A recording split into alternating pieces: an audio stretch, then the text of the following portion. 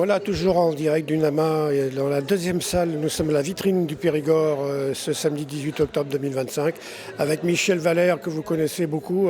Ici, c'est un artisan du cru du Terrassonnais. Bonjour. Bonjour. De l'Adornac pour être précis. La Dornac, ouais. Un petit village mystérieux, génial. Alors vous, c'est le travail du bois, hein. Mais c'est incroyable si on regarde bien les bois que vous présentez. Ce sont des bois merveilleux, ce sont des bois incroyables. On voit les petites nervures, on voit les petits détails. Et puis après, c'est l'imaginaire, hein. Comment ça se passe? L'imaginaire. Et justement, ces bois-là qui ont une vie, qui ont eu des vies avec l'homme, enfin, ils ont été travaillés, après travaillés avec la pluie, le soleil, tout ça, donc ça crée des structures. C'est ça, c'est toute cette histoire-là de l'homme et de la nature c'est ma matière première. Après, je vais à l'atelier et c'est presque le bois qui décide. Je l'accompagne, il y a quelque chose qui se passe à l'atelier. En fait, je projette absolument rien. Parce qu'il y a tout ce qu'il faut, quoi. C'est des bois qui sont vivants. Ils m'emmènent. Ils m'emmènent vers une histoire. Alors après, ça devient un tableau, ça devient une sculpture, ça devient...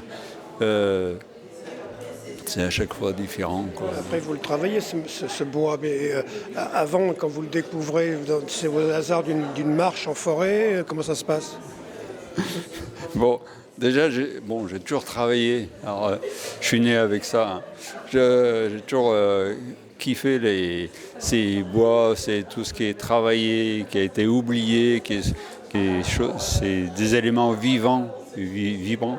Et moi, quand donc il y en a que j'ai, c'est des éléments, par exemple, de meubles qui ont été oubliés dehors parce que, bon, pour plein de raisons. Et après, travailler, encore une fois, je me répète, mais par les saisons, il y a des bois, c'est vrai, quand je pars, parce que je vais souvent dans les bois, je reviens, c'est rare si je reviens avec un bois. Mais enfin, bon, comme j'ai toujours fait ça, j'ai un bon stock, disons. Et voilà, je me laisse faire. Par contre, toute la structure du bois, je la conserve telle qu'elle est. Je suis, comme une fois, à Salon de Lyon, il y a un peintre qui me dit: finalement, tu n'es pas un sculpteur, tu es metteur en scène. Je lui dis: bravo, c'est tout à fait ça. Je mets en scène ces bois qui ont tellement, je sais pas, une sorte de vibration. Une fois, ça se passe avec le cœur, quoi. Mentalement, je sais pas, je me laisse faire, quoi, quelque part. Vous respectez ce morceau de bois tel que vous l'avez trouvé, il reste dans son élément. C'est un respect de la nature. C'est un respect de ce bois-là qui est là, devant moi. Et la nature est là. Faut dire que moi, autour de mes 30 ans, j'avais créé un énorme buffet d'église en bois. Et j'avais travaillé avec le nombre d'or. C'est des relations, des dimensions et se relier à la nature.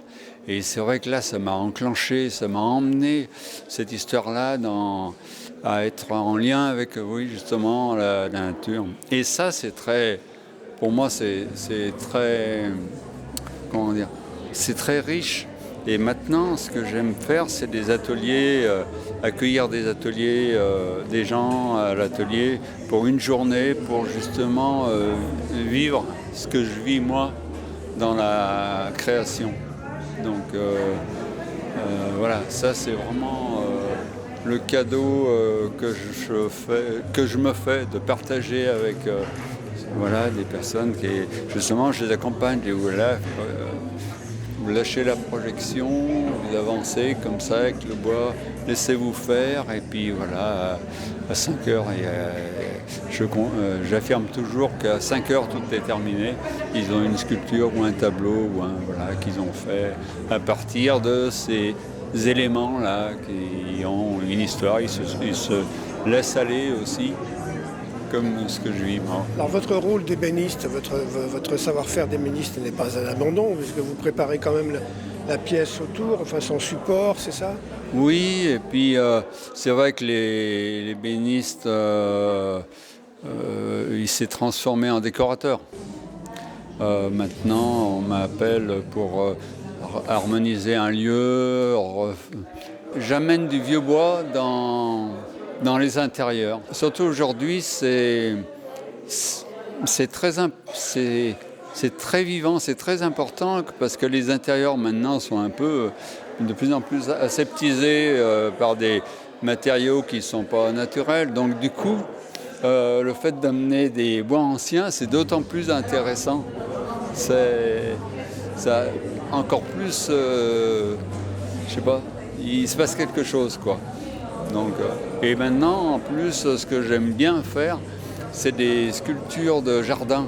Là, j'en ai fait pas mal depuis quelques années, là, et puis, ou dans les châteaux, ou exposé dans les châteaux, des grandes sculptures qui font 2,50 m, 3 mètres, parce que comme c'est des chênes qui ont déjà plus de 100, 200 ans de vie avec comme ça, oubliés quelque part, ils ne meurent pas. C'est des bois qui ne meurent pas. Et de faire ces grands totems comme ça, ça me botte parce que c'est vraiment pour le lieu, il se passe quelque chose. Bon, c'est vrai que j'ai aussi travaillé beaucoup avec le Feng Shui et c'est vrai que les totems, ça s'est toujours fait. Autant le monde, ça s'est toujours fait pour X raisons.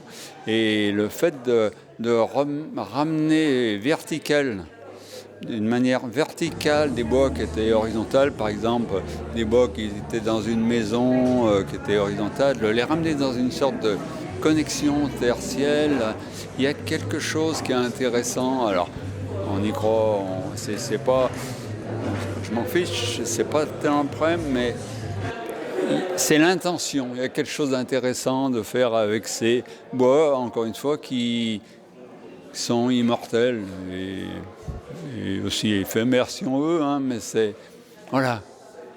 Le morceau de bois qui vous parle par sa nature, tout simplement. Il y a tellement de choses à faire avec. C'est pour ça que j'aime bien le partager, parce qu'il y a tellement de choses à faire avec ces bois qui sont vivants, comme le tableau qu'on voit derrière. C'est un assemblage de, je ne sais plus, 3, 4, voilà, 4-5 bois différents. Et là, j'ai gardé leur forme, en modifiant un peu, parce que voilà, qu'il y a une histoire. Mais ça, c'est des moments, c'est très riche, c'est là que ça se passe, hein, c'est vraiment pas dans le mental. Je me laisse faire et il y a des cadeaux comme ça que la nature continue à me faire. Merci Michel Valère. Franchement, voilà, j'invite ceux qui m'écoutent d'aller voir les artisans d'art. Ça ouvre vraiment le coup. C'est même essentiel. Merci Michel.